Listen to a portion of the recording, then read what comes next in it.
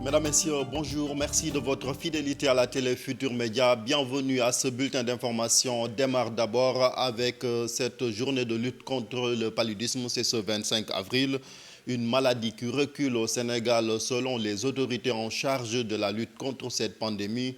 Nous allons réécouter les explications du docteur Madiba, coordinateur du PNLP. C'est le Programme national de lutte contre le paludisme, une conférence de presse tenue en prélude à la journée de lutte contre le paludisme.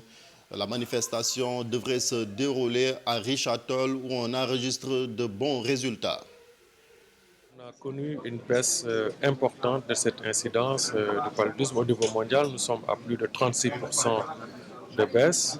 Et pour la particularité du Sénégal, cette incidence, ces 10 dernières années, a baissé de plus de 60%.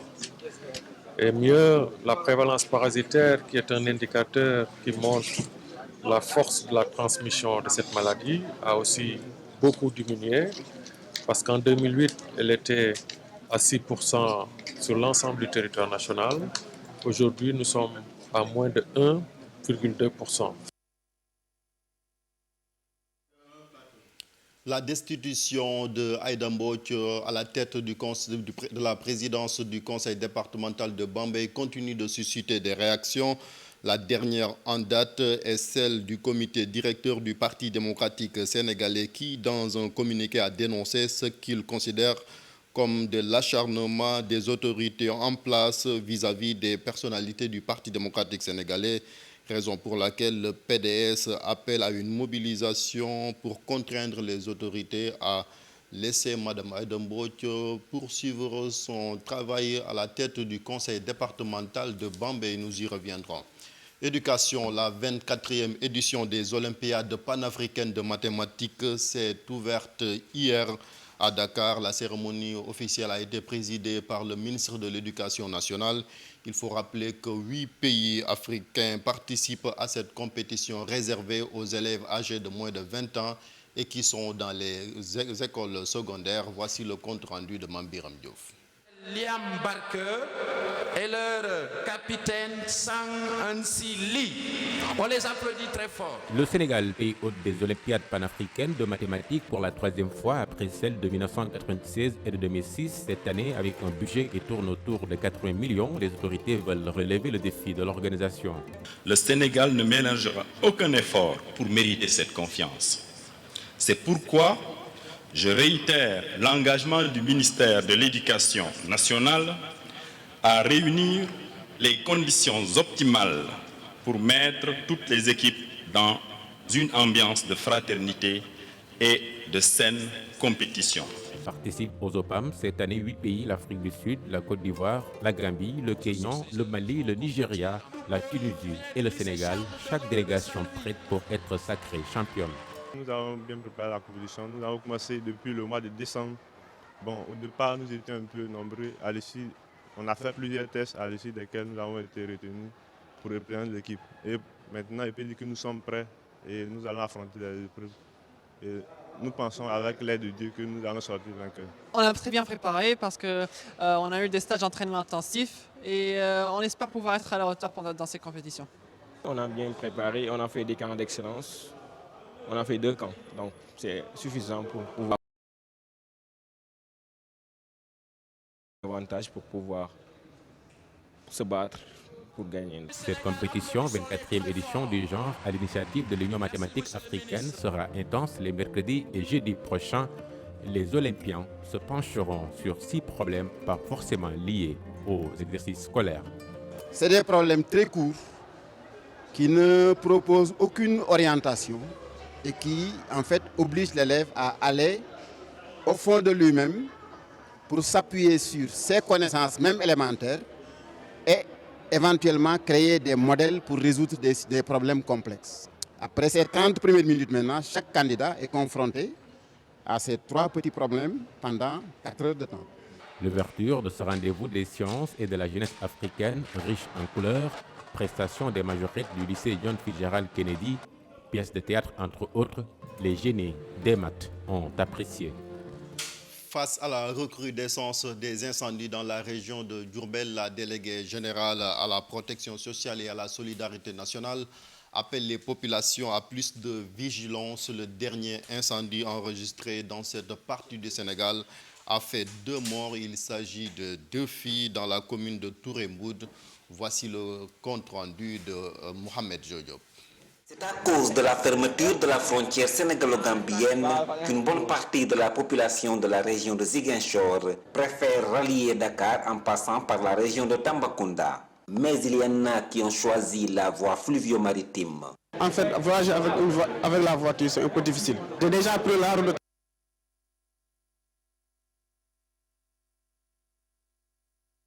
C'est à cause de la fermeture de la frontière sénégalo-gambienne qu'une bonne partie de la population de la région de Ziguinchor préfère rallier Dakar en passant par la région de Tambacounda. Mais il y en a qui ont choisi la voie fluvio-maritime.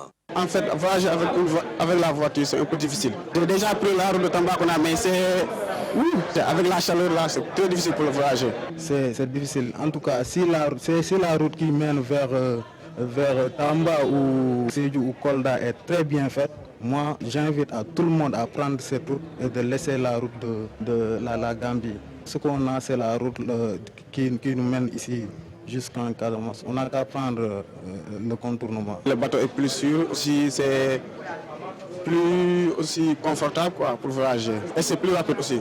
Les conséquences sont palpables car c'est le rush à la gare maritime de Ziguinchor. On voit que ici au port, si tu viens ici, on va te dire 1 mois, 2 mois pour tu peux voyager. Parce que le bateau ne suffit pas pour la population de la Casamance. On lance un message, au moins 4 bateaux, 5 bateaux pour coster Ziguinchor pour un voyage tranquille. Avec la fermeture de la frontière, donc là, les populations, la plupart des gens qui empruntent l'axe Ziguinchor-Dakar par la voie routière sont obligés de venir prendre le bateau. À cet effet, nous avons essayé de résorber tous ces passagers. Nous avons un taux de remplissage qui avoisine presque les 95%. Des fois, il se trouve que nous avons un client qui a un gros fret à transporter sur Ziguinchor.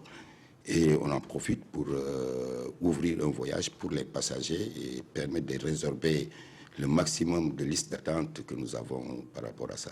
Mais qui dit rush dit aussi des mesures spéciales de sécurité à prendre. Vous constatez que pour voyager à travers nos navires, il faut vraiment monter patte blanche. Et nous prenons toutes les mesures de sécurité pour permettre aux usagers de voyager en toute tranquillité. Aujourd'hui, on peut dire que la gare est bien sécurisée, il y a les forces de sécurité, et l'État a mis à la disposition toutes les forces qui peuvent quand même contribuer à sécuriser encore les navires et la gare. En attendant la réouverture de la frontière sénégalo-gambienne, certains Ziguinchorois pensent que 4 départs de la capitale sud vers Dakar sont devenus insuffisants. Vous avez dû rectifier de vous-même à la place du reportage de Mohamed Zodiop sur l'incendie dans la région de Diourbel. On a eu droit plutôt à ce reportage de Boubacar Diassi à Ziguinchor consacré au désagrément de la fermeture du blocus de la Transgambienne. En sport, pour terminer, du basket, les premières journées des playoffs à Saint-Louis s'est déroulé, mais les équipes saint-louisiennes ont connu des fortunes diverses. Les garçons ont battu SICAP Basket Club sur le score de 58-55, tandis que les filles ont chuté devant le Jaraaf 51-53, compte rendu Mohamed Ousseynou Diop plutôt. L'Université Gaston Berger de Saint-Louis chez les garçons a accueilli et battu Sibag au stadium Joseph Gaï. Les 2 premiers cartons ont été remportés par les Dakarois, 9-12 puis 22-25 à la mi-temps. Mais au retour, l'entraîneur de l'UGB a apporté des changements tactiques avant de remporter le 3e carton, 40-33. L'université gagnera difficilement cette rencontre, 58-55. C'est la 2e phase. Donc tous les matchs de basket là, tous les matchs, ce ne sont pas des matchs très faciles. Donc vous avez vu aujourd'hui, on a joué avec une bonne équipe de Sibac. Donc Dieu a fait qu'on a gagné, nous nous en félicitons. Les supporters de l'Université de Saint-Louis ont jubilé à la fin de la première rencontre. Mais chez les filles, ils seront confrontés à une équipe du Jaraaf très organisée. Les filles de Sanar remportent le premier carton 11-9. et le Jaraaf le second 21-23. Dans le quatrième quart-temps, le score est à égalité 44 partout. Il a fallu donc 5 minutes de plus pour départager les deux équipes. Le suspense était au rendez-vous jusqu'à la dernière seconde de la rencontre. Au final, le Jaraaf bat l'UGB 53-51.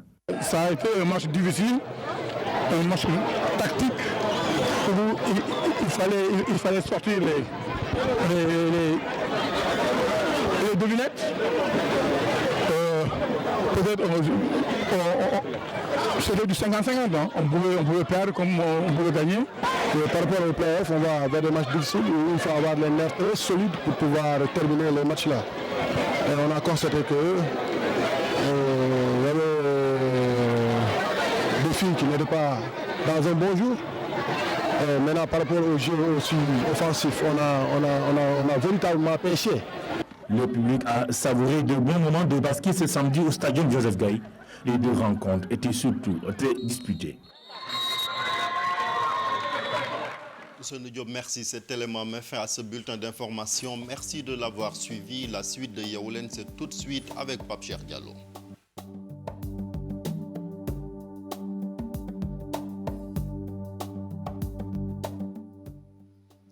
Merci Chérif, c'était le premier journal de ce lundi matin. Prochain rendez-vous avec la rédaction dans quelques minutes à 8h. Ce sera pour le Wolof, exactement 7h24. On va se faire tout de suite un point sur la météo.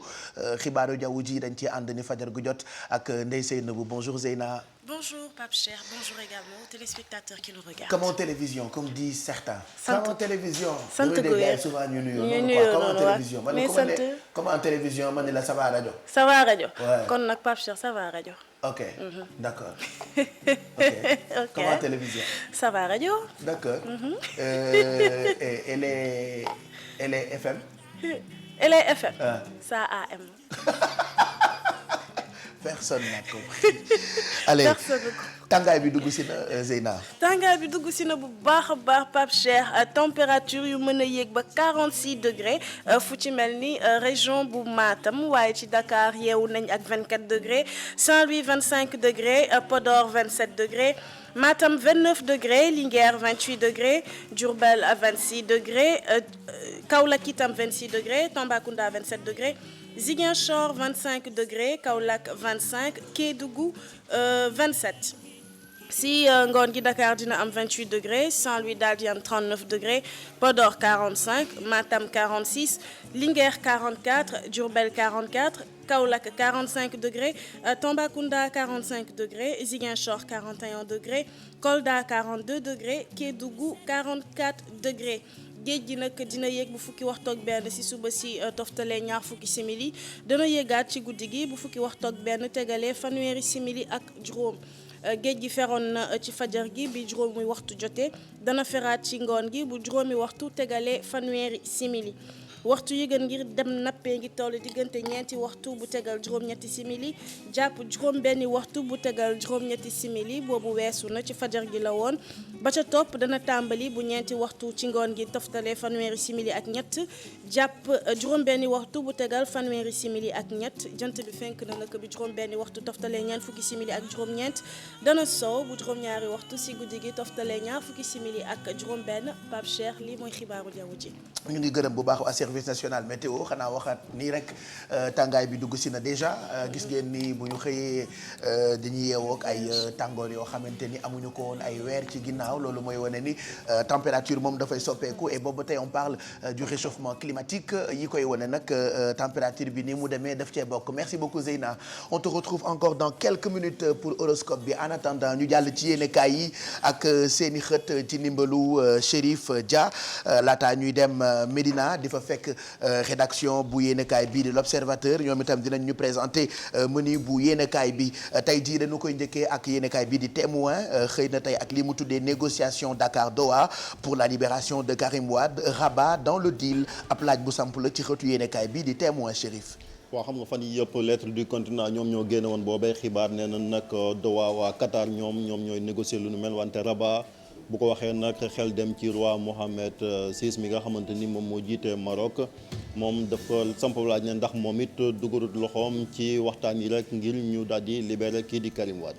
ci yenn kaay yu bëri gis nañ ci tey ki nga xam ne ni moo di Aïda Mbodj tey ci li nga xam ne ni moo jëm ci li yenn kaay bi tuddee Diouf Sarr dos au mur le cas Aïda Mbodj le conseil départemental de Bambey moo nekk ci xëtu regard tey. waaw regard kon moom mi ngi ba léegi moom it am gis-gis rek ci coowal diggante Abdoulaye Diouf Sarr ak Aïda Mbodj mi ñu jëlee ci bopp conseil départemental bu Bambey moom dafa jàpp ne jëwriñ ji ñu dénk wàllu gouvernance locale ak décentralisation dafa dem ba sës rek ndax amatul pexe li ko waral mooy dafa jàpp ni moom dafa juum ci boobee dogal buñ sukkandikoo ci yéenekaay bi di regard. Enquête xëy na tey ak li mu tuddee coupe et vente illégale de bois en Casamance un carnage lucratif. waaw dafa jàpp ni daal moom li nga xamante ni mooy jalgati gi ni jalgati rek ci bois ba nekk foofe ca Casamance li mu jul ci ay koppar dafa bari trop ba tax na daal ñi ñoom dañuy jël rek acteurs yi ku ci nekk da nga ciy dugal sa loxo ngir am ci ay koppar yooyu nag takku na takk goog li muy dugg ci gafak ak Sénégal bariwut ba tax yéenekaay bi daal di ciy def gëstu bu yaatu. Mansour Elimane Kane moom la yéenekaay bi di Quotidien xëyee tey ak lii mu tuddee ci xëtam ci français ni un mec brusque. waaw dafa ñoo nett di rek benn coow maanaam jàppante ci ay kàddu bu doxoon ci diggante jëwriñ ji ñu dénk wàllu dem beeg dikk bi ak vice président banque mondiale di doomu Sénégal ñu koy wax Mactar Diop yéenekaay bi nag daal def jeu de mots daal di jël turu kii di Mansour Elimane Kane daal di ne un mec brusque mec buñ ko tekkee ci wolof moom mooy góor maanaam danoo jàpp ni daal moom dafa xaw a dëgër dafa jëfandikoo nag turam daal di jouer ci mot boobu. voilà ba pare il faut rappeler que ni mu bindee mec boobu kaala ci def MEK xam naa ni boo xóotalee lecture bi ci titre bi di nga ko gën a mën a comprendre puisque nous disons souvent du caagin rek seen titre bàyyi ko noonu titre dafa am profondeur quoi. waaw mec boo ko xóotalee ci ngay gën a comprendre. mec mooy Mansour Elimane Kane MEK. Mansour Elimane Kane d'accord. donc initial bi la ñu jël. pour méngale ko ak MEC bi ñu tuddee góor mooy mec voilà muy un mec brusque mooy xëtu le quotidien tey direct info xëy na ak président wu Gambie dégâts collatéraux de la marche d'opposition à Dakar Jammeh menace d'expulser l'ambassadeur du Sénégal à Banjul. waaw moom bu ñu sukkandikoo ba léegi ci yenn kaay bi li mu wax rek moom mooy dafa bëgg dàq ambassadeur Sénégal ba nekk foofee ci Banjul nekkoon fi recteur Saliou Ndiaye moom jàpp na ni li ko waral li métti Yaya Jammeh mooy teewaayu Moustapha Diakhaté mi jiite coalition Benno Bokk Yaakaar ci groupe parlementaire bi koroog ca ndaje ma nga xamante ni ay waa société civile ñoo ko woote woon ci place de l'Obélisque ngir daal di dénoncer la xew foofee ca Gambie loolu nag neexul kii di Yaya Jammeh buñ sukkandikoo ci yéenekaay bi. populaire tey xëy na tey ak Jean-Paul Diaz mi mu tuddee ci xëtu yéenekaay bi nii Jean-Paul Diaz largue ses bombes. waaw kon dafa mel ni moom kii di Jean-Paul Diaz moom it daal dinay jox ay dëggam nee na référendum yi ñi jàpp ni ñoom am na ndam gañewun tous gañewun dara moom nee na crise bi nga xamante ni moo dox ci diggante Sénégal ak Gambie faaw rek ñu daal di bàyyi complexe beeg yu ni mel kon dëgg googu yëpp kii di Jean-Paul Diaz wax na ko ci yéenekaay bi du journal Le Populaire. ñu jeexal ak las mi xëy tey ak Macky Sall mi ñu ne ci xëtu yéenekaay bi Macky Sall furieux contre les apéristes. waaw dafa mel ni ca États-Unis ga njiitu réew mi di amal benn tukki nemmeeku foofu nag la daje woon kilifay APR yi wante buñ sukkandikoo ci yéenekaay bi moom président Macky Sall mer na lool ba futt ci yenn ci ay apéristes xëy na xiiroo beeg ngaayo bi ak seen jikko moo ko neexul. merci Chérif loolu yéenekaay yi la woon ak seeni xët xam naa bu ca kanamee dinañ ko gën a xóotal ci revue de presse bi ak Mamadou Mouhamed Ndiaye en attendant on te laisse le soin nga dem ndekki xaw ma ku lay simmi nag mais je sais que ça yow revue des titres ba noppi da ngay ndekki amaat forme doog a ñëw 8h pour journal wolof bi boo santoon ba sax mu mën la indil ay problème mais comme santo ba amul problème 7h31 mooy doog a jot on vous souhaite une très bonne journée une très bonne semaine de travail un très bon réveil merci d'avoir choisi yeewu leen pour tàmbali seen bëccëg tey ca kanam itam dinañu waxtaanee ci li rey Papa Wemba démb lañ ñu ko wax Zeyna dina ci def ab gëstu comment il est mort Papa Wemba c'est le roi de la rumba congolaise xam ngeen ni ñoom bokk nañ ci ñi gën a mag ci wàllu ñi représenté Afrique muy Youssou Ndour muy Koffi Olomidé muy Papa Wemba alors Papa Wemba nag gaañoom boobule am na gëstu boo ci def naka la deewee on en parlera tout à l'heure et puis week-end bi on a eu 2 morts de Papa Wemba rek mais Prince moom itam il est décédé vendredi dinañ waxtaan ci circonstance su deewam yi bu ca kanamee comme nee nga da ngaa wax ne deewu paa yooyu moo la intéressé daal. non ay légende lañu ay légende lañu ay légende dee nga leen di réglé. waaw xam nga te ñoom ñaar ñëpp dafa am benn similitude bu am ci seen dee. mooy brutalité bi. c'était très brusque kenn xalaatu ndoon ne dinañ demee noonu. ndax feebaruñu yëguñu dara que muy Prince que muy Papa Wemba mais xam naa ne ci kanam rek dinañ ko gën a yaatal. Moi j'adore cette chanson qui est en train de passer à l'écran pas Prince bi mais juste bi ñu wane léegi nii Papa Wemba c'est un titre qui nous a bercé daanaka ñun ñëpp fii ci Sénégal vous vous rappelez de Show Me the Way on écoute un bout et puis ñu doog a dem ci horoscope bi balaa nga ñuy wax naka la Papa Wemba deewee.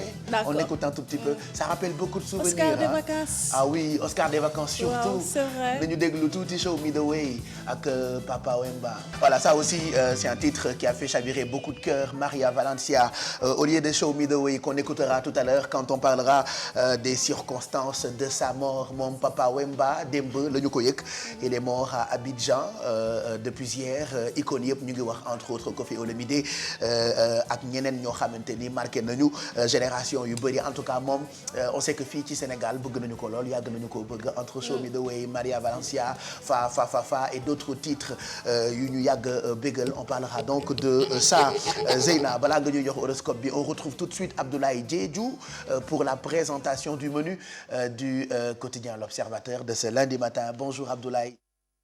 Bonjour Pape Cheikh Diallo. Bonjour à toute l'équipe de Yeewu Leen. Comme d'habitude, c'est tout à l'heure que je vous retrouve ce matin pour la présentation du menu de L'Observateur du jour qui est revenu sur le phénomène du faux monnayage entre 2015 et 2016 au Sénégal. Plus de 43 milliards en faux billets de banque saisis par les forces de sécurité. Le phénomène du trafic et de la mise en circulation de faux billets de banque a connu ces dernières années un essor exponentiel au Sénégal. C'est ainsi que des saisies faramineuses en milliards de faux billets de banque sont opérées par les forces de répression avec à la clé l'interpellation de faussaires et de leurs acolytes.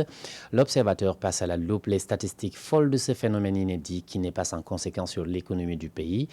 À ce jour, 83 personnes, dont 27 étrangers et 3 femmes, sont en détention dans les prisons sénégalaises. Également, à la une de l'Observateur du jour, rebondissement dans l'affaire du talibé inhumé en catimini, c'est à Thiaroye. Le gardien de la case des tout-petits de Djeddah Thiaroye Kao arrêté. Autant dire que lentement mais sûrement, les limiers du commissariat de Yeumbeul assemblent les pièces du puzzle dans l'affaire de l'inhumation irrégulière du talibé Ousmane Sow. Samedi dernier, un 6e mis en cause dans cette affaire, le sieur Mbey, gardien de la case des tout-petits de Djeddah Thiaroye Kao, a été mis aux arrêts. Figure également en bonne place à la une de l'Observateur du jour, cette sortie de Moustapha Niasse qui met le point sur les i. Pour que Mamour Cissé démissionne, il faut d'abord qu'il soit installé officiellement comme député. Le président de l'Assemblée nationale est revenu dans sa localité pour remercier les populations de la victoire écrasante du oui lors du référendum. Une occasion pour le chef de file des progressistes de mettre les points sur les i sur des questions de l'heure, dont celle qui concerne Mamour Cissé. Sur ce point, Niasse s'est voulu très clair. Il ne peut pas démissionner de son poste de député car il ne l'est pas encore. Pour qu'il puisse démissionner, il faut d'abord qu'il soit installé officiellement, a-t-il lâché. Du sport, pour terminer, le patron du Super Étoile, ambassadeur de bonne volonté de la Fédération sénégalaise de basketball, Youssou Ndour, la voix du basket national, la FIBA continue son tour du monde pour vulgariser le nouveau système de compétition qui sera lancé en novembre 2017. Des responsables et experts de la structure internationale étaient à Dakar pour une séance de travail avec les responsables de la Fédération sénégalaise de basket. Pour mener à bien sa mission, la FSBB a enrôlé la star internationale Youssou Ndour. Il est désigné ambassadeur de bonne volonté. Voilà, Pape Cheikh, c'était tout pour la présentation du menu de l'Observateur du jour. À toute l'équipe de Yeewu Leen, merci. Merci également à vous. Et merci à mon caméraman du jour, Younous Diatta. Bonne lecture. Mais merci beaucoup Abdoulaye, nous remercions toute cette grande rédaction L'Observateur bu ngeen ko teelu te jënd da ngeen koy ñàkk ndaxte mooy premier quotidien fii ci Sénégal et que tous les matins ngeen am possibilité gis kenn ci waa rédaction bu L'Observateur ñu présenté ñu ci français li nga xamee ni moo jëm ci présentation wu menu bi 7h39 si vous êtes devant nous ñu ngi leen di ñaanal bëccëg bu neex ci télévision Futur Média bu dee yéen a ngi wàcc pour dem liggéeyi doucement rek tekk ak tey dans la discipline bu dee tardé ngeen voilà prenez quand même la peine ngeen souffler sinon boo tardé à force de përëx përëxi mën nga yokk stress bi voilà te yokk stress moom defe naa baaxul voilà faites doucement voilà et puis ngeen mën a génn tranquillement pour dem liggéeyi. On va encore àndandoo ak Zeyna pour horoscope bi comme tous les matins moom lañ ci àndal.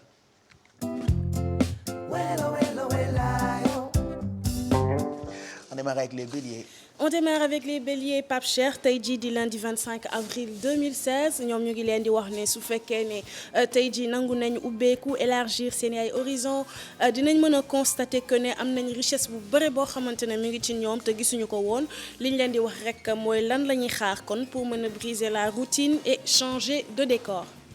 Taureau yi ñoom force de caractère ak pouvoir de création ñoom ñoo leen di caractériser tey jii c'est le moment nag tey ñu teg ay jéego yu bees ci cadre projet yi nga xamante ne am nañ ko d'autant que tey jii ñoom am nañ le flair pour mën a dugal de l'argent un peu plus facilement.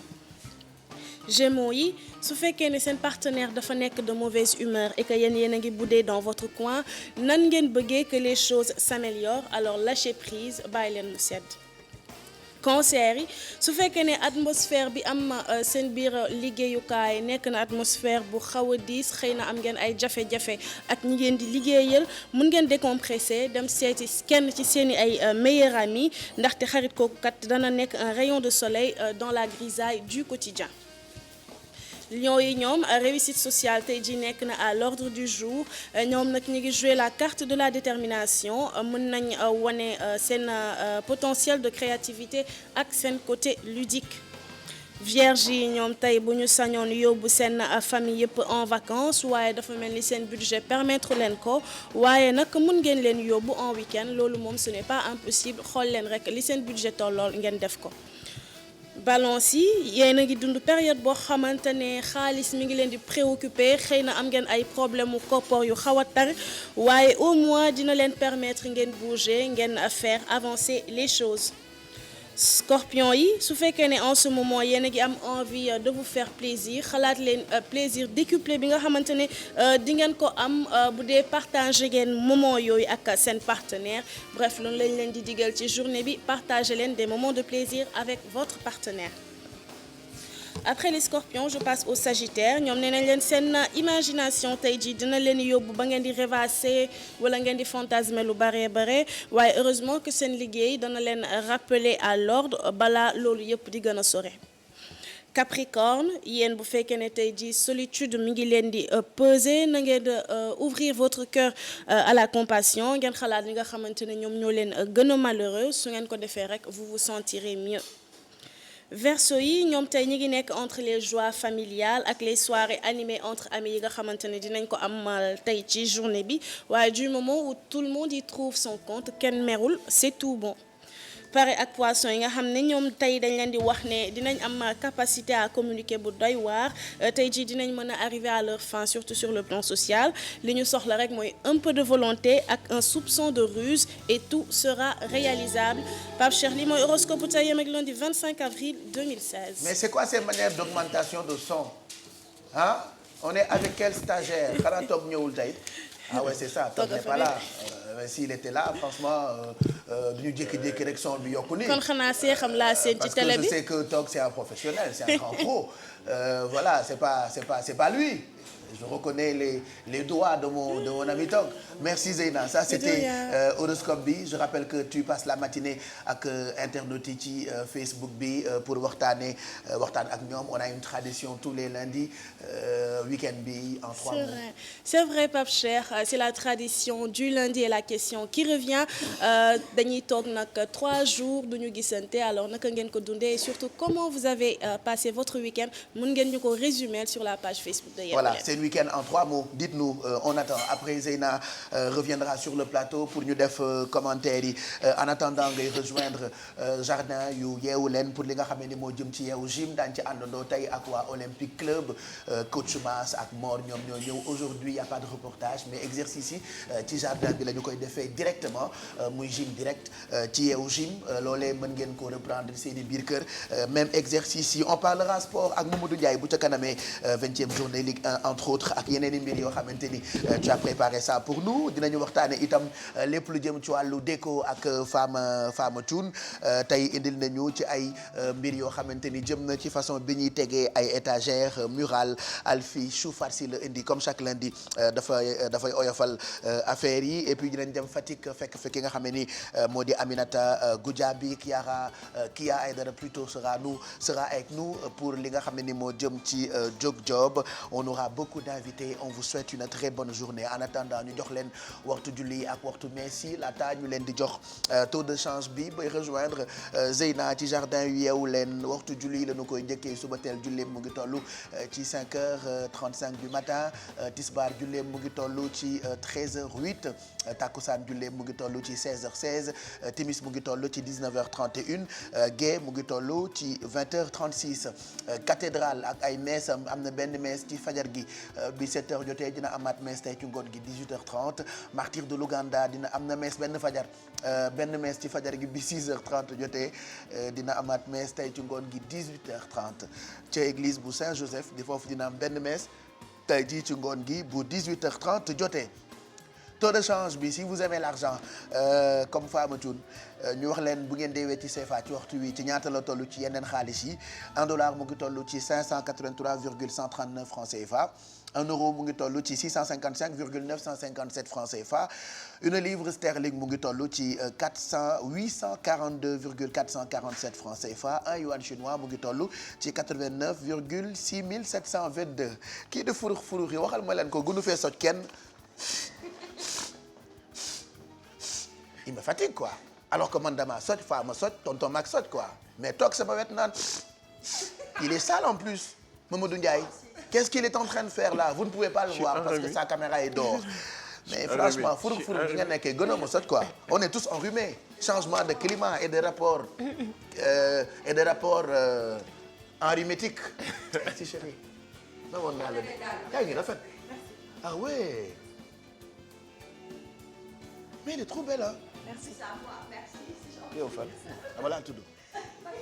Je te jure des fois je la vois et je me demande pourquoi Alfi bokkul ci concours Miss Sénégal. La dernière fois je lui pose la question mu ne ma bokkoon na mais xanaa ñoom dañoo gëlëm ñoom ñu doon tànn Miss Sénégal. daa amoon ñu ma dàq rek Pape. non dafa amoon ñu gëlëm. non dafa amoon ñu ma dàq rek affaire ndaxaritoo la woon dafa am ñu faroon affaire yooyu noonu quoi mais je reste convaincu que moi si j'étais le président du jury bi ngay bokk concours Miss Sénégal kon yaay nekk Miss Sénégal parce que tu es trop belle merci pour le café et puis on te retrouve tout à l'heure pour li nga xam ne ni moo jëm ci li nga ñu indil on vous propose peut-être un titre de Papa Wemba juste après ñu doog a dem ci jardin yu yeewu leen puisque tey émission bi yëpp dinañu waxtaane lu bëri ci Papa Wemba entre autres circonstances su deewam Mamadou Ndiaye tu as préparé des trucs sur Papa Wemba tu as été ci scène bi mu deewee à Abidjan non wala fekkeewuloo ko ok on a suivi l'information après nañ ci ñëw gën ci yaatal yeneen xibaar yi ñu ci indi pour ñu xam quoi gën ci gëstu voilà ah oui il est mort sur scène et puis même chose bi mu deewee noonu la Abigane Diop taasukat bi décédé woon même chose noonu la il avait prédit au mois de janvier waaw il avait prédit au mois de janvier ñu ko mi ngi seetlu ci benn interview mu def ci benn télévision mu wax ni moom ni mu bëgg a deewee moo di ci scène devant des fans voilà et il est tombé sur scène il est tombé sur scène mon Papa Wemba tout à l'heure déglu nañu Maria Valencia on écoutera tout à l'heure Show Me The Way mais am na beneen boo xamante ni moom ak Kumba Gawlo reprendre nañu ko muy fa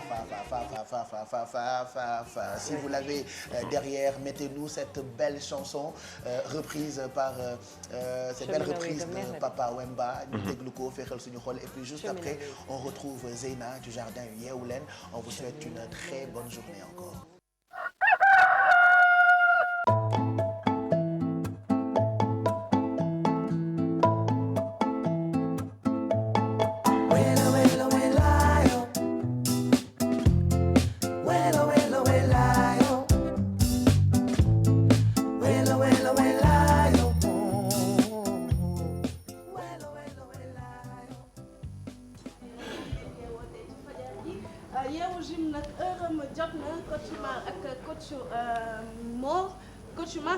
bien sûr ñoom ba léegi combat gi wàccaguñ ko nag ba léegi ñu ngi ci xeex 505 yi ba léegi ñu ngi xeex à forme carotte yi loolu moo tax tey ci biir Yeewu Gym comme la semaine dernière li ñuy travail rek mooy les jambes waaye xam naa ne jambe yi nar naa métti tey de coach. waaw tey moom foog mu métti. Ah. tey moom foog mu métti parce que daanaka léegi ñu jeexal suñu cycle jambe.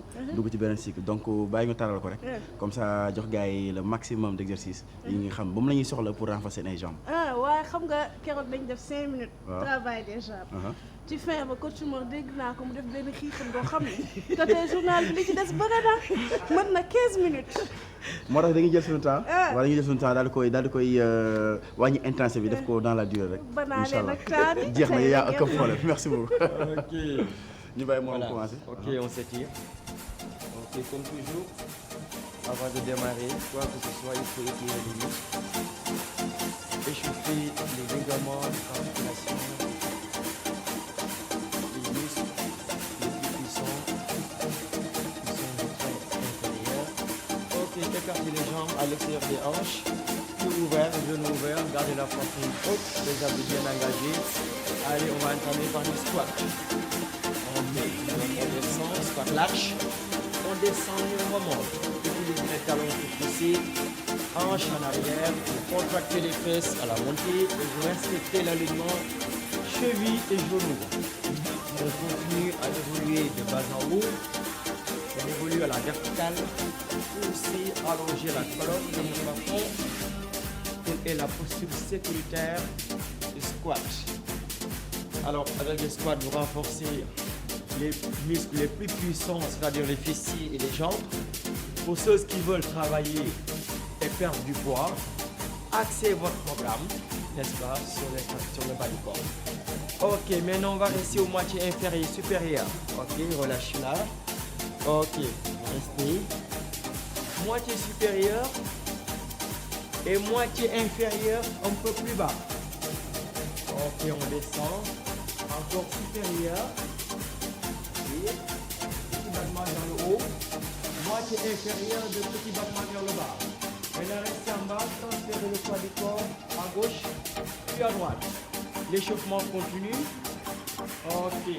On descend à droite puis à gauche. Tout en gardant le buste bien droit et les abdos bien engagés. Repoussez pour changer de direction. Allez, encore. Il nous reste 8, 7, 6, 5, 4, 3. Maintenant, de petits battements vers la gauche. De petits battements vers la gauche. Ok, 8, 7, 6, 5, 4, 3, 2. Changez de jambe. 1, 2, 3, 4, 5, 6, 7, 8. Ok, avec masse. Allez, très rapidement, donc les renforcements continuent. Donc toujours les jambes, avant cuisse, arrière cuisse, large pour solliciter en même temps les fessiers. Alors, on va démarrer par ça. Donc, low impact. Donc, en option, vous faites ça. Vous descendez à squat large. Ensuite, vous ramenez squat serré. D'accord? Ainsi, augmentez donc le travail, l'intensité. Et là, vous sollicitez donc toutes les parties, avant, arrière et les fessiers. Et si vous êtes trop à l'aise, très bien, large, ferme. Large, ferme, n'oubliez pas. Les genoux, vous les dirigez toujours vers l'extérieur et vous faites comme s'il y avait une chaise derrière. Très bien. Large, serré, on repousse. Large, serré, on repousse. Même chose. Cherchez le plus bas possible et toujours en petite complète. En bas du mouvement, vous devez avoir les hanches qui s'allient avec les genoux. D'accord, pas plus bas. Donc, c'est pour protéger les ligaments croisés des genoux. Même chose. 4. C'est bon. 3. 2. Et 1. On relâche. Toujours. On continue avec moi. Rapidement, cette fois-ci. Voilà, on va continuer de travailler sur les jambes. Les 360 degrés, on va faire le tour. Ok, on va commencer par la gauche. Alors, vous descendez. Fléchissez les genoux. Alors, à 4, on va commencer le travail. 4, 3, 2, rotation. On reste, on tourne encore, vous restez, on tourne, le travail continue, encore, tournez, voilà, sans faire monter le bassin, on garde le bassin le plus bas possible, encore augmenter la tension musculaire, sous le quadriceps, encore masse, stop, on va changer de sens, ok, let's go, on change, une, la masse qui souffle, hein? Masse qui est fatiguée, hein? Encore 8, 7, 6, 5, 4, 3. Ouh, il est méchant. Ah. Alors, toujours dans le cadre, donc on va passer au sol cette fois-ci. Toujours. Alors, il va utiliser une serviette si vous avez un tapis chez vous, c'est très bien. Toujours les quadriceps. C'est comme le press à cuisse qu'on va faire, que vous avez l'habitude de voir au niveau des salles. Si vous ne l'avez pas, vous travaillez à deux. Donc, je vais serrer donc ma ceinture et laisser mon poids du corps. Il va travailler. Inspire, là, il va travailler les quadriceps et repousse. Donc l'avant des cuisses. Pour plus d'intensité celui-là. Je laisse juste le poids de mon corps et il va l'utiliser pour renforcer l'avant de ses cuisses. Alors, d'habitude, les meilleures répétitions donnent les meilleurs résultats. Alors, même chose, maximum de répétitions. Encore 8 mois. 8. Yes. 7. Inspire, expire.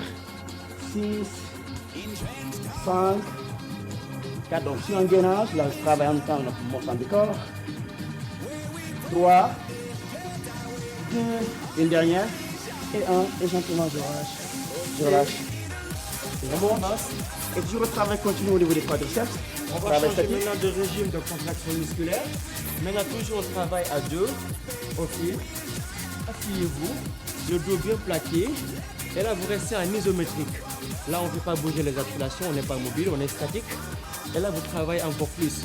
La tension musculaire, la tension intramusculaire, donc augmente son intensité. Ok. On reste là pendant 20 secondes, pourquoi pas 30 secondes, tout dépend de votre niveau d'entraînement. 5 minutes. 5 secondes. 4, 3, 2, ok, relâchez. Alors, toujours les quadriceps et les jambes. Hein. Donc, comme l'a dit Gérard, toujours pour lutter les 505, les formes de carotte. Donc, toujours les quadriceps, cette fois-ci, regardez bien. Donc, ça sera un peu dynamique, différent du travail statique. Donc, on va utiliser le poids du corps qu'on va faire bouger de gauche à droite. Allez, comme ça, donc ça, donc c'est ça. Tout ça. Toujours les jambes. Maintenant, pour plus d'intensité, vous descendez et accentuez. Donc là, vous avez tout le poids du corps sur une jambe, sur une jambe, sur une jambe, sur une jambe. Alors, travail dynamique. Là, on utilise force et vitesse. Et vous travaillez la puissance musculaire en même temps. Même chose. Allez, vous carrément. 8, 7 pour finir. 5, 4, attention, appui solide. 3, 2, et 1, on relâche gentiment. Comme l'a dit Mort, il faut toujours commencer par un échauffement et terminer par un bon étirement. Allez, on relâche. Là, vous relâchez l'avant des cuisses, les quadriceps, le genou vers le sol, abdos serrés, poitrine fière. Talons vers les fessiers. Tout à fait normal hein, quand vous faites ce travail. Normalement, là, vous sentez les pulsations qui montent au niveau le plus haut même. Non, pas trop. Arrière cuisse. Arrière cuisse. Là, vous asseyez sur la jambe qui est derrière et relâchez l'arrière de la jambe tendue. Alors, on change. Et on va finir par les fessiers. Ça. Très bien. Là, vous relâchez le muscle le plus puissant du corps, le plus volumineux aussi. Dernier. Allez, on va s'asseoir. Et surtout pour ce matin, sur nos zéna. Non, dañ ko bàyyi foog ñu xeex ko foog ñu xeex déséquilibre bi nekk ci kii. est-ce que def nii ci suuf mel nii. mais je comprends pourquoi hein, parce que en 5 minutes da ngay sentir fatigue boo jërëjëf après est-ce que dina saa yi xam ne que dara xaw naa di plus de calories. ba pare moom moo ko tey yu mel ni yëpp ban la koy jox. gis nga benn instant bi koy puus noonu muy dem di ñëw yaa ngi sonn ma gis tànk yi di lox maa ngi naan ay tànk yi lâché ba nga daan En tout cas, c'est important donc, de renforcer les jambes. Parce qu'on s'est force et parallèlement perdre du poids, donc sont axés sur le bas du corps. Parce que les plus gros muscles sont au niveau des jambes et des fessiers. Donc plus vous sollicitez les plus gros muscles, plus vous brûlez le maximum de calories. Ah, ça c'est important. Voilà. Et même à la maison, le corps continue à travailler, n'est-ce pas, pour éliminer les toxines, se recharger et créer encore des groupes musculaires. Alors c'est très bien pour les personnes qui veulent perdre du poids. Absolument. C'est parfait, hein? Absolument. Le travail de force au niveau des jambes, des fessiers, c'est un bon programme donc pour perdre du poids. Merci beaucoup les coachs. On se retrouve Merci, demain. Roséra. À Et demain, on Inch'Allah. continue toujours le travail des Toujours. jambes. Toujours. Ok. Chérif Dia, tu es déjà en place. C'est l'heure du journal. Pape Cheikh, à vous sur le plateau. ñuy gërëm bu baax waa Olympique Club on les retrouve demain coach Mons ak Mass Mor ak Mass plutôt ñu ngi leen di jox rendez-vous demain pour yeneen exercice yu sport en attendant ñu bàyyi leen ak Chérif Dia ci jotaayu xibaaru suba gi journal wolof.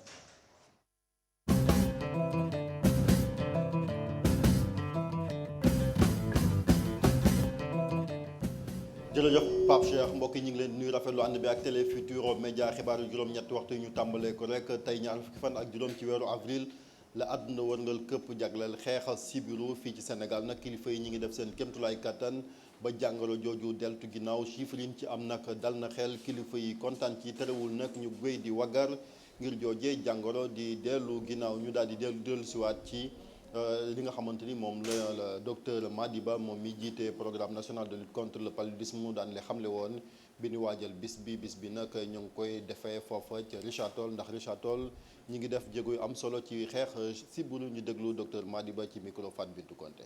xeex bi wane na ay résultats yu am solo ñu daan faat ci sibiru wàññeeku na ñu daan sibiru wàññeeku na mais des na.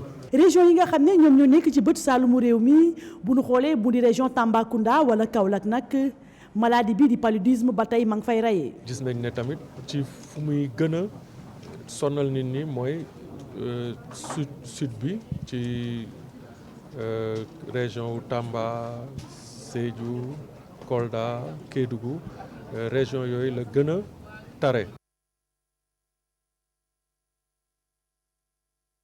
wax na ci wàllu politique mbiram Aïda Mbodj pund ba wëreegul ndax waa parti démocratique sénégalais ci seen comité directeur génn nañ ab communiqué di ñaawlu rek leen jàpp ni singili la boo xamante ni nguur ak Macky Sall mi ngi ko singili seen ay ñoom nag nee nañ mbir mi duñ ko bàyyi noonu dinañ dajaloo jaamaarloo ak ñoom ba Aïda Mbodj ñu daal di koy delloowaat ci poste boobu nga xamante ni moom mooy présidence conseil départemental bu Bambey.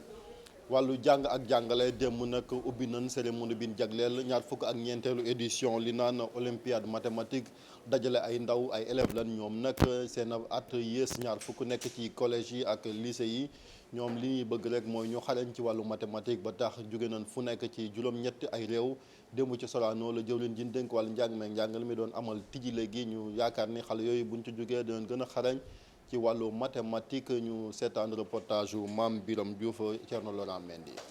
Liam Barker et leur capitaine Sang Ansi Lee. On les applaudit très fort. Sénégal di dalal olympiade panafricaine de mathématiques ñetteelu yoon mu njëkk ba moomaloon ko ci atum 1996 bi ci tegu di woon ci atum 2006 ren nag kilifa yi ak budget gu toll daanaka ci 80 millions bëgg nañu organisation bi lépp jaar ci yoon. Le Sénégal ne ménagera aucun effort pour mériter cette confiance. C'est pourquoi ci jogante bi Sénégal jël na matuwaay yëpp ngir ñu mën a réussir ni ko ministère bi bëggee sax dinañu def équipe yi ci condition yu baax ngir lépp loo xam ñu ngi ko ci wóotu ñu mën ko cee am. toutes les équipes dans une ambiance de fraternité et de saine compétition. juróom-ñetti réewu Afrique teew ci jogante bi bokk na ci Afrique du Sud Côte d'Ivoire Gambie Kenya Mali Nigéria Tunisie ak Sénégal délégation bu nekk nag bëgg na jiitu ci jongante yi. Nous avons bien préparé la compétition. Nous avons commencé depuis le mois de décembre. doon nañu préparation yi ci weeru décembre gi ñu génn ca Côte d'Ivoire bëri woon nañ waaye ñun ñoo mujjee teew fii ci biir Sénégal ñu def lépp ko nit ngir daal incha allah ñu mën a yóbbu coupe bi ca suñu réew. Nous pensons avec l'aide de Dieu que nous allons sortir vainqueurs. On a très bien préparé. préparé wu nañ bu baax ngir bokk ci compétition bi kon dinañ def lépp it ngir kon jël raw gàddu gi. pare nañ def nañ lu ñu waroon def lépp donc yàlla rek moo xam ñëpp xam nañ ni comme mathématique science mooy meilleure science yëpp donc fierté la pour Sénégal organiser loolu. compétition yi ñaar fukk ak ñeenteelu yoon ñu koy amal ci njiitalu Union mathématique africaine candidat yi nag àllarba ak alxamis bi di ñëw dina tàng ndax dinañ leen jox juróom-benn sujet yoo xam ni war nañ ci sëgg. réew mu nekk ñi nga indi say ndaw yi nga indi ci jongante bi dañ leen di boole jox leen ñetti cax dinañ ko def ñeenti waxtu buñ paree ñu jël ku nekk sa élève li mu def jox ko ñaari nit kenn ki mooy chef de délégation bu réew mi beneen bi ñu jox ko koo xam ne kii jaambur la mu corriger buñ corriger ba noppi nag ñoom ñaar dañuy toog su ma nee may naa ko ci juróom nga ne may naa ko juróom xam nga déggoon nañu. ba ñuy ubbi ndaje bi nag jëm ci wàllu science te sax ndawu africain yi teew fii prestation majorette yu nekk ci lycée Kennedy ñu amal ko fii waaye ay pièces de théâtre ñi teew nag bëgg bokk ci jogante bi rafetlu ni xew-xew bi tëddee. ñu wax lu soxal lakk yi nemmeeku nag ci yenn dëkkaat yi ba tax kin dénk wàllu solidarité nationale ak protection sociale di Anta Sarr Diacko démb nag demoon na ci diwaan bu naan Touré bu nekk ci région bu Diourbel foofa lakk ga fa amoon ñaari jànq ñoom ñoo fa faatu woon kilifa gi nag di sàkku rek ci nit ñi ñu gën a wagar ngir rek moytu yooye lakk ndax loraange gëmuy jural ñoom nag ñëwoon nañ fa ngir daal di leen di indi ay ndimbal ñu seetaan reportage Mohamed Jo Diop Talla Samb. ñaar fukki dëkk ak juróom yu lakk lu yees at ci biir région bu Diourbel bu mujj bi moo ngi am ci dëkk bii di Mbosseex ci commune bu Touré Monde ñaari xale yu jigéen ñàkk ci seen bakkan délégué général à la protection sociale et à la solidarité nationale ñëwoon fa ngir ànd leen ndimbal waaye tamit masawu leen ci naqar boobu. bi ñuy ñëw tamit ni président de la république la ñuy indi njaalam ak njaalu soxnaam ak njaalu gouvernement wu son excellence le premier ministre Mahammed Boun Abdallah Dionne ak njaalu sénégalais yi yëpp. leneen li ci topp nag dañu ko xayma biñ ko xaymaa nag dañoo jël enveloppe boo xamante ne 4,400,000 njaboot bu nekk dinañ la jox ñaar fukki junni ñu ñëwaat teg ci ay matelas juróom ñaar fukki matelas la teg nañ ci juróom ñaar fukki darab njaboot gu ne tamit dinañ la jox sa darab teg nañ fi juróom fukki tamit yoo xamante ne ay mbàjj la. ci Mbosseex commune bu Touré Monde askan wi naam am nañ naqar waaye rafet nañ bu baax a baax jéego yi nga xamee ne délégué général bi def na ko ci seen tur maire bu Touré Monde Modou Faye di rafetlu gaaw bi nga xamee ne kilifa yi gaaw nañ ko ngir andil leen wàllu bii. sentir nañ ni vraiment ñu ngi ñuy gën di dimbale li ci preuve mooy tey jii bi ñu amee lakk fii nga xam ne mooy Mbosseex je pense que délégation bi ñëw na fi ak ndimbal lu takkoo takku te loolu aussi ñu ngi koy magnifier di sant bu baax a baax. novembre 2015 ba ren ñeent fukki jaboot ak ñeent ñoo lorule ci biir région bu Diourbel ci ay lakk ba tax na délégué général à la protection sociale et à la solidarité nationale di sàkku ci askan wi ñu gën a moytandiku bu baax a baax. ñu wax ci wàllu tàggat yaram basketball amal nañ ay playoff nag foofa ca Ndar wante ñaari club ya nekk ca diwaan booba wuute nañ ca nañ mujjee ndax bu fekkente ni góor ñi ñoom danoo daan Sibaak ci juróom fukk ak juróom-ñetti poñ ñee am juróom fukk ak juróom poñ jigéen ña moom danoo nërmeelu ci kanamu Jaraaf ñoom jigéen ñooñu am juróom fukk ak ñetti poñ waa Jaraaf am juróom fukk ak juróom benn poñ ñu ànd ci ak Ousseynou Diop ak Habib Seck. daje yu ñu doon amal ci stadium Joseph Gaye université Gaston Berger bu Ndar moo daan waa Sibaak carton bu njëkk bi ñii di Sibaak sax ñoo jiitu woon yoon ñeent ci fukk ak ñaar ba ca topp itam ñaar fukk ak ñaar la waa UGB am ñoom ñaar fukk ak juróom ci cappaandaw ga ñii di waa UGB ñoo daan juróom fukk ak juróom ñett ci juróom fukk ak juróom ci match boo xamante ni match bu metti la woon. parce que ñaari poñ la ñu soxla woon yàlla jox nañu ko gis ngeen ni yombul woon parce que gis ngeen ni match playoff yi la deuxième phase bi day metti lool équipe yëpp ñu mën ñoo qualifier donc yàlla jox nañu ndam ñuy sant yàlla si ndam mi ñu jox. supporters yi université Gaston Berger bu Ndar daan na ñuy jubilé ci ndaje bu njëkk bi ñaareelu yoon bi jigéen ñi nekk ci UGB ak waa Jaraaf ñoo doon daje bu dee ni sax waa UGB ñoo jiitu ci carton bu njëkk bi fukk ak benn ci juróom-ñeent Jaraaf ñëw jiitu ci ñaareelu carton bi ñaar fukk ak benn ci ñaar fukk ak ñett ñeenteelu carton bi moom dañu gis ni dañu témboo ku nekk amoon ñeent fukk ak ñeent ñu dem nag ci prolongation yi université Gaston Berger bu Ndar ak Jaraaf match la boo xamante bu metti woon la ci seconde yi mujj yi sax la waa Jaraaf mujj jiitu dóor UGB juróom fukk ak ñett ci juróom fukk ak benn. ndam la bu ci ñaari équipe yoo xam ne ñoo xaw a yem doole ñoo xaw a tolloo ñoo ñuul tamit ay feem yaakaar naa ne bu ñu gagné peut-être ñoom seen perte de balle yi ñun dañu concrétiser yaakaar naa ne ñaar naataangoo yoo xam ne ku nekk mënoon na gagné sa morom. match yi playoff yi dama doon wax xale yi que match yi ay match yu métti lay nekk match yi nga xam ne il faut nga dëgër il faut nga ànd ak sa sago pour mën ko jouer ba mu jeex tey gis nañu loolu quoi te lii début bi la donc match yu bëri ci playoff yi nii lay mel. ñu tey woon ñaari ndaje yu SIBAC ak UGB ak Université Gaston Berger bu Ndar ak Jaax mbégte la ñu am ñaari ndaje yi wane na niveau bi basketu Sénégal am. mbokk yi lii moo fi tukki woon ci ay xibaar ñi ngi leen sant di leen gërëm rafetlu ànd bi ak Télé Futurs Médias ñu bàyyi leen ak Pape Cheikh mu wéyal seen émission Yeewu Leen ñu leen di ñaanal yendu jàmm.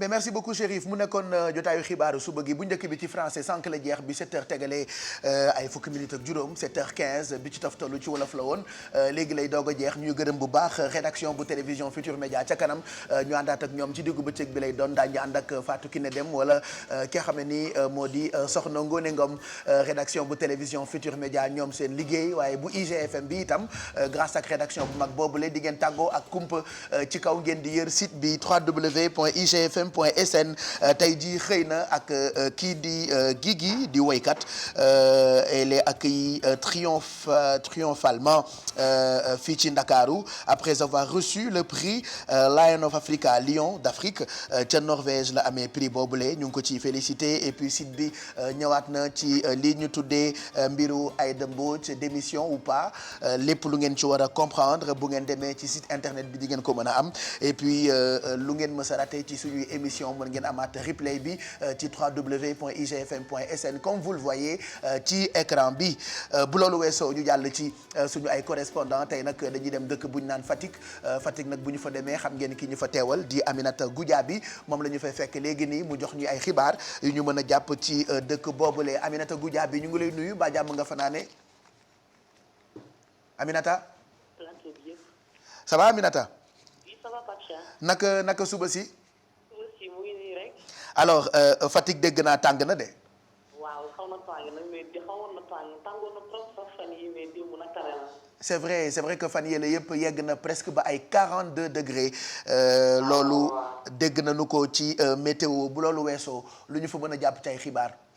ci wàllu xibaar Pape Cheikh dañuy tàmbali ak wér-gu-yaram ndaxte ci kanam tuuti région médicale bu Fatick daañu tàmbale li ñuy wax campagne de distribution de masse nee nañu nag dañu fas yéene séddale ay garab yoo xam ni day faj feebar yi ñuy woowee maladie tropicale mu bokk ci nag ñeenti feebar yoo xam ni moom la ñu ciblé ci campagne boobu nga xam ni ñaar fukki fan ak juróom jàpp ñaar fukki fan ak juróom-ñett ci weeru avril bi ñu nekk lañ koy amale ci région bi nee ñu nag feebar yi ñun ciblé bokk na ci filariose parasitose bilharziose ak itam trachome lu tolloog nag 65% de la population ñoom waa région médicale ne ñu fas yéene nañu leen atteindre jox leen ay garab yooyu ñu mën faju ndaxte dañu nemmeeku ne ci district sanitaire yu bëri taux de prévalence ci feebar yooyu dafa xaw a bëri ñi leen jàppale nag ñoo di waa ONG RTI Indigène ci wér-gu-yaram la ñuy des ba léegi ndaxte umpale woo leen ni tey ji la ñuy màggal bés bi ñu jagleel xeex sibiru ci Fatick nag ca district sanitaire bu Niakhar la ñu tànn ngir màggale ko fa ñi ko tànn nag ñoo di waa World Vision ñoom dañu jàpp ne feebar bi ba léegi menace la foofu naam ay jéego yu bëri def nañ ko ci foofu ci district sanitaire ak yeneen district yi nekkee ci région bu Fatick waaye nag ba léegi dañu gis ne ni ñuy jëfandikoo moustiquaires yi ba léegi moom moo des moo tax ñu jàpp ne rek il faut ñu dugal xale yi maanaam élèves yi ci xeexu sibiru gi waa village SOS d'enfants Pape Cheikh si mu ne ni nag ñoom ñoo dëgmal ab projet boo xam ni dañoo fas yéene jël juróom-benni téeméeri xale yu nekkee ci biir département bu Fatick delloo leen seen ak seen yëllëf ndax dañu jàpp ne dañu ko bafoué ci ab projet bu ñu tuddee protection prévention des enfants exploités et soumis aux pires formes de travail lañ ko nar a jàppale lu tolloog nag 300 millions de francs CFA daañu ko ci def ñi leen ci jàppale nag ñoom waa village SOS moo di SOS Belgique ak itam Union européenne lu tolloog tamit juróom-ñetti fukki artisan yu nekkee ci région bu Fatick doon nañ leen tàggat ngir rek ñu mën di jàngal xale yu métier ci anam yu gën a mucc ayib ñu doon defal formation boobu nag ñoo di waa ministère bu formation mooy ñu jàngal xale yi anam yu gën a gaaw ak itam ci xarale yu bees yi formation boobu nag juróomi fan la woon ñu doon ko amale ci centre culturel régional bu Fatick tàggat yaram la ñu jeexale ndaxte championnat national athlétisme yi nag Fatick moo koy dalal fukki fan ak ñeent jàpp fukki fan ak juróom ci weeru mai bii di ñëw mu di nag athlétisme petite catégorie lu tollook ñeenti téeméeri athlète ak juróom-ñett ñu ngi leen di xaar ci région bi lycée Coumba Ndoffène Diouf bu Fatick nag la ñu jàpp ne xëy na mën lañ leen fa héberger dalal leen fa ñu mën a def séjour bu baax ci Fatick Pape Cheikh.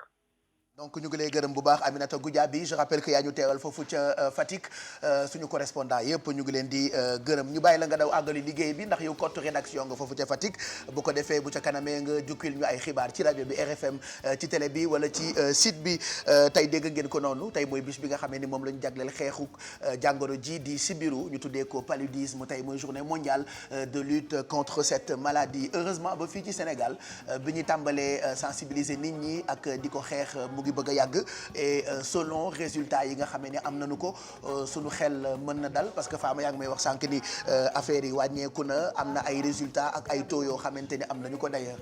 am nañu taux boo xamante ne wàññeeku na 60% de mortalité yi nga xamante ne moom doon dégg fii ci Afrique wàññeeku na bu baax a baax a baax donc muy entre 2000 ak 2015 def nañ ci benn travail bu extraordinaire te instant bi année bi fi ñu jëm mooy pour bañati dégg ci palu maanaam 0% de taux de palu loolu lañ bëgg ci dégg loolu lañ bañati dégg fii ci suñu biir réew loolu lañ bëgg donc comme que taux bi wàññi na de 60% day loo xamante ni c'est vraiment considérable ci population exposée bi nga xamante ne tout le temps dañuy exposé tout le temps dañuy nekk ci tolof donc instant bi daal ci journée bi bu ñuy célébrer la taux la boo xamante ni macha allah mën naa gën a wàcc te dafay gën a wàcc incha allah. parce que ñun ñi ku ne xam na ni sibiru daanaka mooy feebar bi ñu gën a yàpp fii Sénégal ñun ñëpp mos nañoo sibiru de.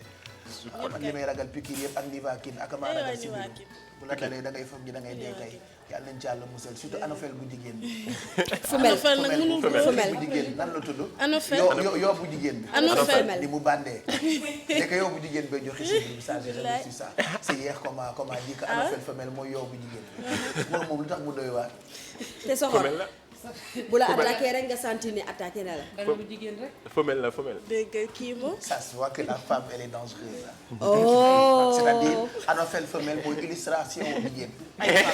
dëgg la de illustration wu jigéenu Sénégal. mooy joxe feebar ñoom dañuy joxe si biiru. ko kenn tooñ rek. mais kii kenn du ko tooñ. mais ñu door na ci bu da lay matt nga si biiru. nga dugg ci ba de matt yoo indi na si biiru. boo duggee voilà moustiquaire mais li ñu ciy gën a xeex mooy que parents yi dañuy bàyyi ba xale yi nekk ci stade bu critique ñu leen di doog di yóbbu ci poste de santé yi pour ñu leen di faj donc di gën a ñaax nit ñi pour ñuy teel a yóbbu xale yi bu ñu amee malaise bu ndaw rek wala benn migraine bu ndaw rek daw leen ngeen yóbbu seen doom yi te ñu bañ a foog ni feebar bi existé tul xam nga ñu fii bu ñu ko gëjee dégg rek dañuy foog ni c'est vrai que gën nañ ko dégg quand même ñu sole la woon temps xale il y a beaucoup de personnes qui sont mortes ci paludisme ñu ci bëri dañ daan jàpp ni xam nga si biiru feebar la boo xam ne da nga koy traité certainement ak sa bopp day metti nga jox ko garab bopp bi metti te fekk na yenn saa yi da nga koy topp ba mu mujj chronique day reyaate te loolu ñu ci bëri xamuñu ko woon mais je pense que campagne de sensibilisation yi ñu nekk di def di yàgg nañ communiquer nag ci sens boobu di wane ni que mën na dem ba rey nit du coup léegi gars yi dañu gën a fagaru foo gisee ci koñ yi en général ba seetloo ni période bi quartier bu ci nekk chef de quartier bi jox nañ la lu bëri ci moustiquaire imprégné ay sànq yi ñu naan daal donc boo yëgee ni yegsi na rek yow boo gisee da fagal kii bi nga ciy àndal da ngay daw jël sa bos daal di wékk man ni ñu koy waxee dafa maa neex ba kenn boolewu ma woon ci publicité yi mais j'étais obligé d'appeler est-ce que mën ngeen ma wax te du ngeen ma fay dara ma liiral leen jëfandikoo leen sànq yi ñu naan dal yi parce que j'adorais Pape Faye di mu defee woon publicité bi quoi heureusement amoon na benn campagne bu ñu defoon fii Sénégal Bouba Ndour moo ko jiite woon ñu tuddee ko xeex si biiru alors amoon na concours de chant il y avait des concerts uniquement pour sensibiliser nit ñi ci li nga xam ne ni moo jëm ci sibiru amoon na hymne boo xam ne sax defoon nañ ko fii boole ay artistes yu mel ni Pape Diouf Viviane Youssou Ndour Ndeye Marie Ndiaye Gawlo Fagaru la ñu ko tuddee woon je pense qu'on peut mettre la chanson pour rappeler cet hymne Fagaru bu ñu alors alors ñu koy may ñi nga xamante ni ñu ngi xeex lii di sibiru mieux prévenir que guérir ça c'est important loolu mooy daanaka particularité woy bi nga xam ne ni moom moo nekkoon hymne campagne bi ñu tuddee woon xeex sibiru regardez. fàtte ngeen ni yàlla bu bi mooy dogal lu ko neex déedéet wax ci dafa yomb yaa ngi sànni xeer sànniwuma xeer yow da nga sàggan moo xanaa wutoo mustike yow nga si bu mee li ma wax dëgg la bu wér a wér boo fagaru mu jude si biir bi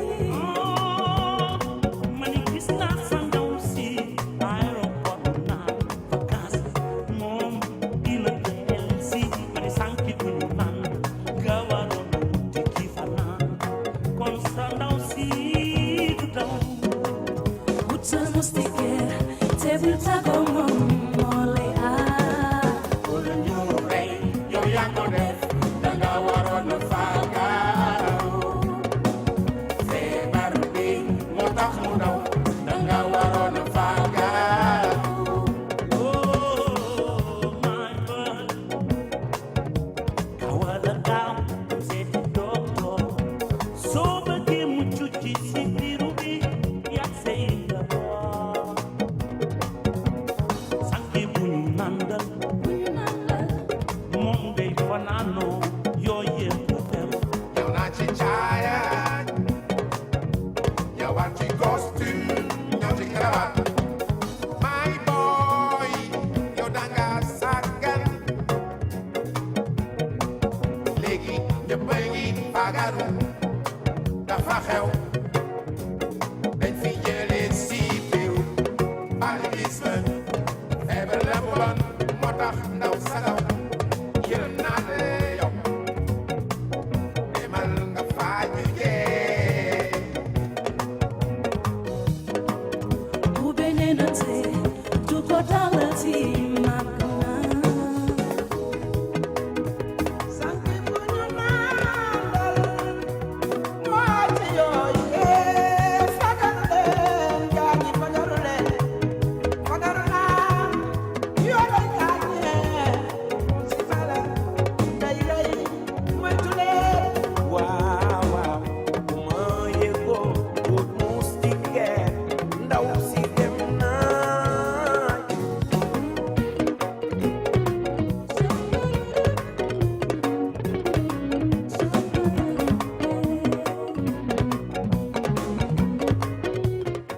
c'est vrai que hymne la woon on se rappelle de ça mais ça neex dafa yoowee nag. heureusement kii loo kii dafa nuroog yoo ah. Et vous savez que j'ai été agressé par sa mère dama ko porter plainte parce que am na incapacité de travail de 21 jours. Il me croit pas hein. Ah oui il risque gros hein. dama koy baal il m'a agressé dans la rue. Oui, sa mais mère comment? ma fekk Ça ci s'est mbedd passé mu comment? agressé ma en fait. Voilà non, donc depuis lors yaa ngi koy wax. Non, agressé tu blagues, comment? tu rigoles, waaye c'est loo pour xam faire ci du bëgg humour, télé quoi. normalement waru moon liggéey si pour 21 jours. dëggantaan. Je te jure mais bëgg télé ak ñeme feeñ moo ma indi. incapacité de travail. Ah? Incapacité de travail corporelle pour 21 jours. Arrêt de maladie. Ok, mais qu'est-ce qui t'a fait? Arem, il m'a agressé verbalement dans ma tête et poignement dans les poignets. daf barki yàlla daf ma fekk ma taxaw mu poigné ma dóor may dóor yi nekk pare dem. Et en plus am na témoin parce que Mame Sira Konaté était dans la voiture. Mais moom tamit dafa am complice parce que keneen ki nu mu tudd. Cheikh Ndiaye moom tam daf ma doon dóor. Je te jure ah. waaw d'accord léegi yow lan nga leen def. ah lan nga leen def. ça aussi c'est une bonne question. parce que saa neex moom xam naa ni ku mën a fayu la waaye du tooñ. ça yow lan nga ko def monsieur ça tooñ aussi kat. c'est une très bonne question. Voilà donc saa neex moo joué rôle yoo bi bàyyi ko rek muy mel ni yoo moom dafa nuroog yoo sax ils ont bien fait ñu tànn ko ci woy bi. naa la yemal kër ne ko kaay joué rôle yoo bi parce que saa neex dafa yoowee. naa la yebal këram nga màtt ko.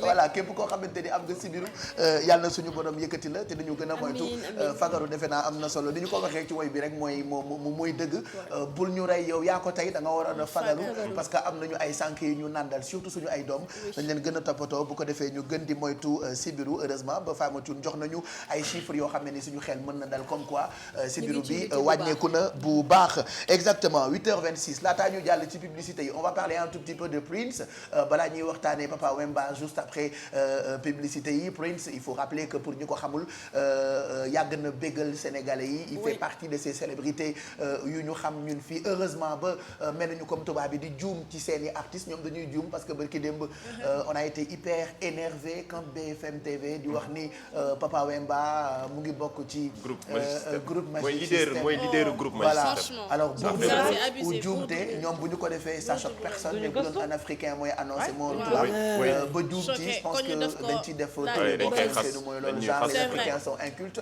alors que plus inculte que n'existe pas tu meurs voilà ñoom la allez Prince Pape Cheikh mi ngi juddu le 7 juin 1958 mi ngi décédé nag le 21 avril jeudi passé ci la ñu découvrir kooram ci biir résidence am fi mu nekk nii nag incinéré nañ ko ba pare c'était samedi ci cérémonie dañ ko incinéré il faut rappeler que mooy lakk la def la pëddax waaw def la ci pot waaw pot boobu nag liñ ci def fi mu nekk nii kenn xamu ko parce que c'était une cérémonie assez privée fan yi ñu ngi leen di waajal benn cérémonie boo xamante ne dinañ ko ci mën a rendre hommage mais ñoom ni ñu taf-tafee mbir yi neexu leen trop parce que comprendre ñu lu waral secret boobu yëpp autour de la mort de Prince déjà que dee bu xaw a bette la même su fekkee ne une semaine avant sa mort defoon na benn malaise si jet privé woom ba ñu def atterrissage d'urgence dem si benn hôpital bu nekk dans l'Illinois après dafa jóge ci hôpital bi parce que dañ ko nanguwutoon jox une chambre privée il est parti une semaine après ñu gis ne dee na alors pour le moment nag enquête ci pareegul mais li wóor ba wóor mooy am na ñaari piste yoo xamante ne écarté nañ ko loolu mooy suicide bi ak meurtre bi loolu moom fi mu nekk nii ak écarté nañ ko et puis am na aussi ay spéculation ay rumeurs yoo xamante ne mi ngi daw ci décès wu Prince lu si mel ni benn overdose à un antidouleur am na ñoo xamante ne loolu la ñuy wax pour le moment nag kenn xamagul enquête bi mi ngi nekk en cours mais juste rappeler que ni nga ko waxee Pape Cheikh Prince il a marqué génération bi nga xamante ne moom moo judd voilà dans les années 70 voilà 90 dans un style très extravagant voilà très fun moom da doon dem sax extravagance am da ko doon pousser ba muy wax ne moom xamul noir la xamul blanc la xamul góor la xamul jigéen la même dans ses clips da nga doon xool gis ne il cherchait toujours à choquer et puis toujours dañ ko doon xaw a comparer ci époque boobu ak Michael Jackson parce qu'il faisait aussi de la pop ñaari style yoo xamante ne dafa niroo woon. que selon les infos ñoom ñaar jubóowuñu woon. waaw jubóowuñu woon mais il paraît que dans Bad Michael Jackson il avait prévu de faire le duo avec Prince au dernier moment lui il n'a pas voulu le faire parce que texte bi moom moo ko neexutoon mélodiquement la musique lui plaisait mais texte bi nga xamante ne qui ont dit quand Michael Jackson woowoon ko ci way boobu mu jagleeloon Afrique we are the world we are the world we are the children we are the world et ci bara c'est pas un très beau titre il a contacté Prince il a refusé selon lu ma ci dégg waaw Pape Cheikh am na ay informations yoo xamante ne yu ni mel dañ koy gis sur le net paraît qu'il avait refusé de participer à cette compilation nga xamante ne artiste u àddina bi yëpp la dajale woon juste dire que peut-être concurrence bi nga xamante ne moom moo amoon seen diggante loolu moo ko waraloon mais Prince dafa amoon benn particularité son premier album il a enregistré tout seul par exemple que mu lépp luy sonorité ci biir album bi moom moo ko def c'est un excellent instrumentiste et imagine-toi un artiste boo xamante ne il chante bien il danse bien il sait faire son show et en plus de ça il joue plus d'une vingtaine d'instruments loolu c'est très rare voilà c'était un artiste complet xanaa rek repos à son âme espérant que enquête yi dina gaaw a andi ay résultats et que surtout les fans seront fixés. voilà loo gàtt dégg mës nga dégg Purple Rain am nañu extrait wu benn spectacle boo xamante ni def na ko bu yàggul on vous propose juste un bout bi muy reprendre Purple Rain ñu déglu ko et puis doog a àggali.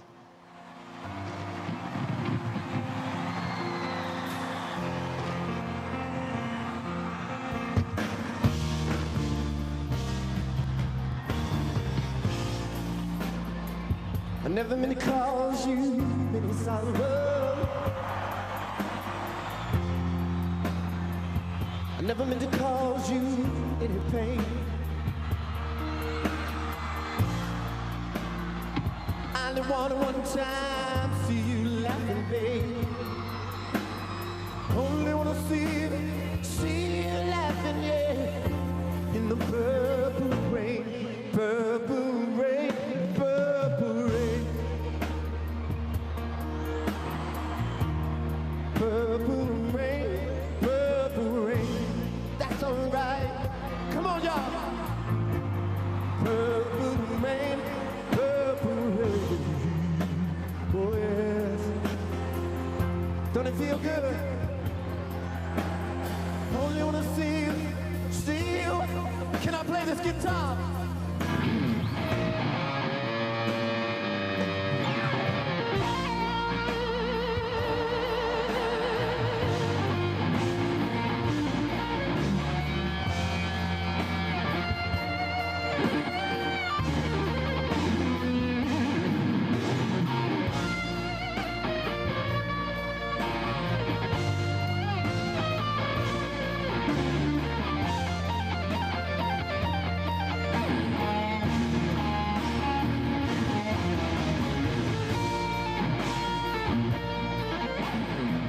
Voilà, c'était l'un de ces spectacles Purple Rain mooy woyam bu ñu gën a xam je pense fii Sénégal alors voilà il nous a quitté jeudi dernier moom Prince on pense à ses fans yu nekk fii ci dëkk bi après publicité yi on parlera de Papa Wemba moom tamit dee na démb ci fajar ay boori 5 heures du matin Abidjan le deewee pendant qu'il était en train de jouer comme j'ai dit tantôt daanaka mook Abi Gana Diop ñoo bokk ni ñi deewee moom Papa Wemba paraît-il que avant muy dee dafa mel ni comme ku ko gisoon comme nous autres à chaque fois bu ñu nit quitté on dit souvent que dafa mel ni ku xamoon ni day dee quoi voilà Mamadou Ndiaye moo ñu ko wax am na lu mu ñu préparé là-dessus et puis naka la Papa Wemba deewee Zeyna nous montrera ça tout à l'heure en attendant on parlera emploi ak Kia bu ca kanamee n'est-ce pas beaucoup de CV que nous avons reçus. Exactement Pape Cheikh ma tànnati ñaari CV comme ni ma koy defee chaque lundi jàllale ko ci kanam tuuti et puis quelques conseils pratiques. et puis yéen ñëpp a def ñuul la. pourquoi de temps en temps day am benn couleur buy dominer après ngeen photo ñu def concours noir bi gën a rafet. bon tey yow yaay hors sujet. Ndiaye dina bokk comme d'hab. Bon on dit noir et blanc. Comme d'hab hein. Ah oui. Ah ouais les chaussures c'est vrai. On a tous noir. xalangu xëppoo suuf si xëppoo. gàtt bu su ngeen ma dégg. waaw def naa noir de man tam. def naa kay yéen gàtt rek dégg ngeen sama tur. waaw. dégg ngeen sama tur maa ngi Pape Cheikh Diallo bi dégg ngeen ko de. wala rek. yaa kabati yaa. yaa mun tabaar xaar. kese. kon bu ñu faroon def da ngay yëkkati tànk rek laay yëkkati après ñu def concours de noir kan moo fi dàqale noir puisque à chaque fois ñu am couleur bu gën a dominer ci plateau bi non jarul défilé Fama photo rek la taxaw benn pause ñu défilé noonu nee na mooy Alpha numéro 2 rek leel may ñu jàmm bi ñu la nee bokk nga ci meilleure animatrice yi ba tey da ngaa fuy naan ma waa bi nga dem Mauritanie ma ne ko Mauritanie loo fay wuti mu ne ma sama fan si ak may xaar mais elle est gonflée ni sama xol bi jeexee Pape Cheikh dama laa soxla ma ne ko waa lan nga may doyee ñun demuñu Mauritanie ma ne ko non boolewuñ nit yi waa kaaru kii bi ñooy dem kaaru fële waa kaaru ngoon ñooy dem Alpha Disco ak ñeneen ñooy ànd dem mu ne ma man sama fan si ak may xaar ma ne ko seen fan si Fama Thioub non mais elle est gonflée quoi Fama nee na fan su Mauritanie ni fan sa mi ñu ngi koy xaar c'est grave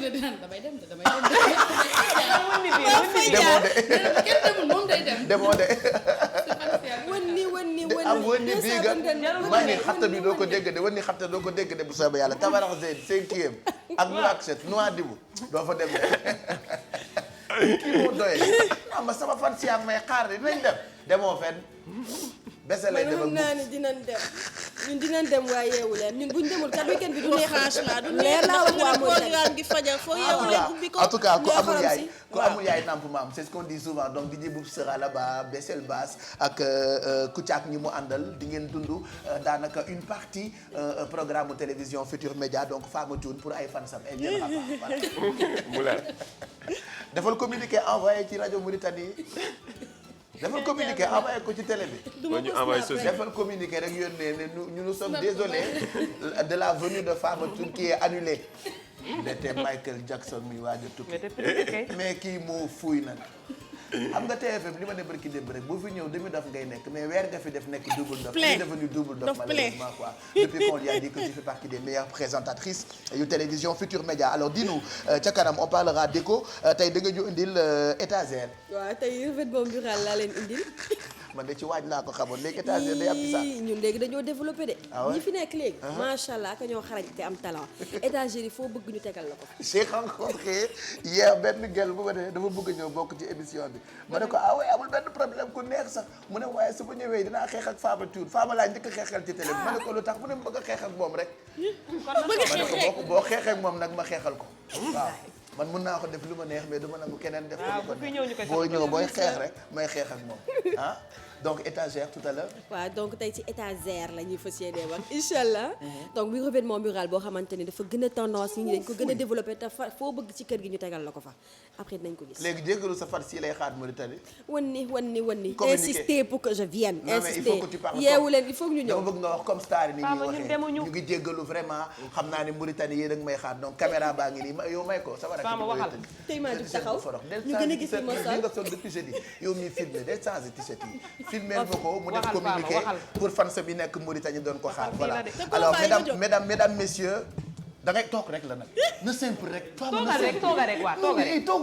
toogal rek mu simple ñu dégg la soxlawul taxaw jarul robb bi kenn jënd ko demal kenn du ko jënd na fi def na erreur bu doon la habillé keneen ku dul yow voilà léegi da ngay bàyyi ñu defaral le générique préparé ko comme président buy wax ak nation bi d'accord voilà mesdames mesdemoiselles et messieurs mesdames mesdemoiselles et messieurs chers Mauritaniens Fama Thioune vous parle bonjour na ngeen def man xamoon naa ne que yàgg ngeen ma xaar et que am ngeen envie gis ma man xam naa loolu man bu message yi bëriwul noonu sax man ñi ma ko jottali bëri nañ il se trouve que nag Pape Cheikh deful liggéeyam yëpp parce que bu defoon liggéeyam yëpp en tant que chef ñun dinañ ñëw Mauritanie mais insister message bi pour ngeen insister la. non pour film je ne baisse pas les yow bu ci teg sa xel léegi c'est officiel tu ne pars pas en Mauritanie donc defal sa communiqué pour sa fan si seetaan.